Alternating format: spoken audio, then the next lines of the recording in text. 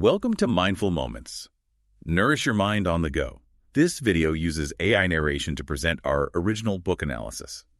Today, we're going to be diving deep into A People's History of the United States by Howard Zinn. We'll be exploring history from the perspective of those often overlooked.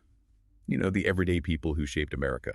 Get ready for some surprising facts and insightful analysis that will leave you wanting to learn more. Yeah, most of us grew up with a very specific, often romanticized view of American history. Zinn challenges those traditional narratives. He wants us to understand history not just from the perspective of presidents and generals, but from those who are often marginalized or silenced. So instead of celebrating Columbus's arrival as a moment of discovery, Zinn focuses on the brutal impact it had on the indigenous population. He doesn't hold back, calling it genocide. Why frame it this way? Well, to truly understand history, we need to acknowledge the perspectives of all involved, not just the victors. Zinn argues that the traditional heroic narrative of Columbus ignores the devastating consequences for Native Americans: disease, forced labor, and massacres that decimated their populations. He reframes Columbus's arrival as the beginning of a long and brutal campaign of conquest and exploitation. That's a powerful shift in perspective. And it seems that Zinn takes a similar approach when discussing slavery. He argues that the transatlantic slave trade wasn't simply a result of racial prejudice, but a calculated response to the growing economic demands of the plantation system. Exactly. Zinn meticulously details how the thirst for profit, particularly in industries like cotton and sugar, fueled the demand for slave labor. He describes the horrific conditions of the Middle Passage, the journey across the Atlantic, where millions of Africans perished in cramped, disease-ridden ships. He wants us to see that slavery wasn't an unfortunate byproduct, but a central engine of the American economy. He uses some incredibly vivid first-hand accounts to illustrate the horrors of this system. I was particularly struck by his description of a slave deck covered in blood and mucus, likened to a slaughterhouse. It's a stark reminder of the human cost of this brutal system. And while Zinn doesn't shy away from depicting the horrors of slavery, he also highlights the resilience of the enslaved people, their constant resistance. He discusses everything from individual acts of defiance to organized rebellions, like the planned uprising in Virginia in 1687, where slaves plotted to overthrow their oppressors. It's a testament to the human spirit, this desire for freedom, even in the face of such overwhelming oppression. But Zinn doesn't stop there. He goes on to explore the struggles of working people throughout American history, even after the abolition of slavery. He reveals a pattern of exploitation and resistance that continues to this day. He examines farmers fighting for their land, textile workers enduring brutal factory conditions, and railroad workers striking for better wages. Zinn argues that this ongoing struggle between those who control the means of production and those who labor is a defining feature of American history. It's fascinating how he connects these seemingly disparate events across centuries to reveal this larger pattern of class conflict. He describes, for example, how bakers in Boston refused to bake due to high wheat prices in 1741, showing that collective action by workers has deep roots in our history. Zinn wants us to see these early examples of labor resistance as laying the groundwork for later movements. He argues that understanding these historical struggles is essential for understanding our present. So Zinn reframes our understanding of figures like Columbus and sheds light on the often overlooked experiences of enslaved people and working-class communities. Is it safe to say that he aims to give a voice to those who are typically left out of traditional historical narratives? Precisely. And his exploration of the fight for women's rights is a powerful example of this. Zinn traces the long and difficult journey of women seeking equality, from early feminist voices like Anne Hutchinson in the colonial era to the suffrage movement of the early 20th century. And it's interesting how he connects these early feminist figures to the massive influx of women into the workforce during the Industrial Revolution, particularly in textile mills. He shows how this shift in the economic landscape, while often exploitative, also provided women with a new sense of collective power and fueled the growing women's rights movement. He talks about strikes organized by women in textile mills, where they fought for better wages and working conditions. It's inspiring to see how these women, despite facing incredible hardship and discrimination, found ways to organize and fight for their rights. Their stories are often overlooked, so it's refreshing to see them take center stage in Zinn's narrative. It seems like Zinn consistently emphasizes the power of collective action, showing how ordinary people throughout history have banded together to fight for a more just world. Absolutely. And this theme is particularly prominent in his account of the civil rights movement. Zinn dives into the stories of iconic figures like Martin Luther King Jr., Malcolm X, and Rosa Parks. But he also makes sure to highlight the grassroots activism that was the backbone of the movement.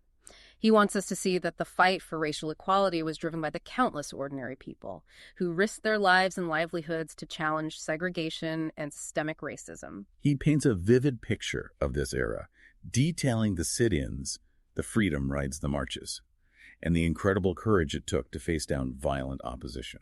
He also emphasizes the complexity of the movement, acknowledging the different approaches advocated by leaders like King, who championed nonviolent resistance, and Malcolm X, who believed in self-defense and Black empowerment.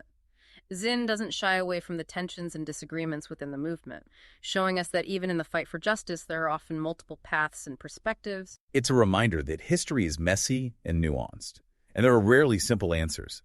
But Zinn's narrative makes it clear that the fight for civil rights was absolutely essential, and that the victories of the movement were hard-won through years of struggle and sacrifice. And he doesn't let us forget that the fight for equality is ongoing. He connects the struggles of the civil rights era to contemporary movements for social and economic justice, showing us that the fight against racism and discrimination is far from over. And in perhaps one of the most powerful sections of the book, Zinn turns his attention to the Vietnam War. This is where Zinn's work becomes especially relevant to contemporary audiences. He challenges the dominant narratives surrounding the Vietnam War, questioning the motives behind U.S. involvement, and exposing the devastating impact it had on both Vietnamese and American lives. He describes the atrocities committed during the war, like the My Lai massacre, where U.S. soldiers kill hundreds of unarmed Vietnamese civilians, including women and children. It's a harrowing account that forces us to confront the dark side of American exceptionalism and the human cost of war.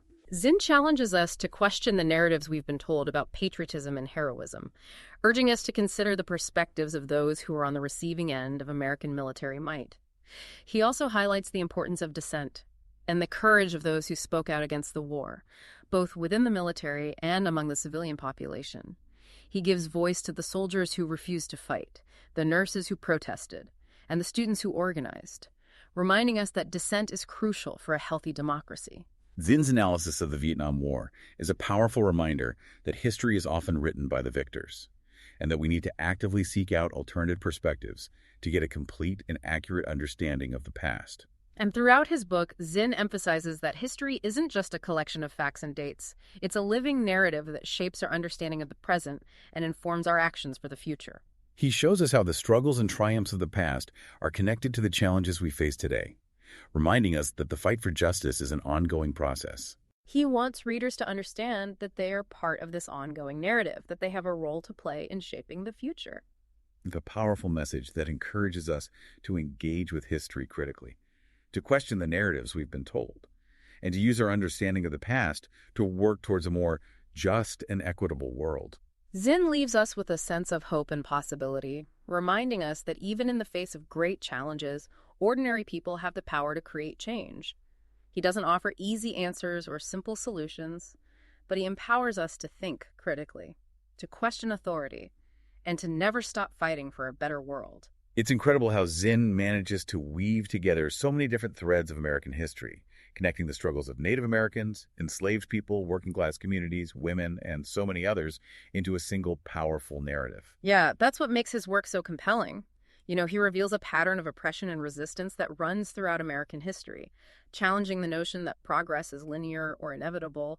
He shows us that the fight for justice is a constant struggle, one that requires vigilance and ongoing commitment. He also forces us to confront uncomfortable truths about our nation's past. It's not always easy to read about the violence, the exploitation, the systemic inequalities that have shaped our country. But it's essential that we acknowledge these realities if we want to build a better future. Exactly. Zinn's work is a call to action, an invitation to engage with history in a meaningful way, and to use our understanding of the past to create a more just and equitable present. He reminds us that history is not simply something that happened to other people in a distant time. It's a living force that shapes our world today. And he makes it clear that we all have a role to play in shaping that future, whether it's through activism, education, or simply engaging in thoughtful conversations about the past. We can all contribute to creating a more just and equitable world.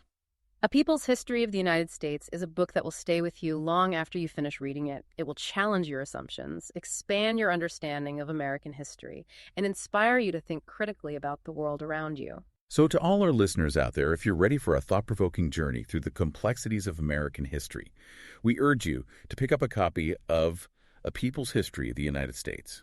It's a book that will change the way you see the past and empower you to create a better future. And don't forget to subscribe to our channel for more deep dives into fascinating books and ideas that will nourish your mind and inspire you to think differently about the world. To continue exploring history from the ground up, purchase the book through the link below. Until next time, keep those minds curious and engaged.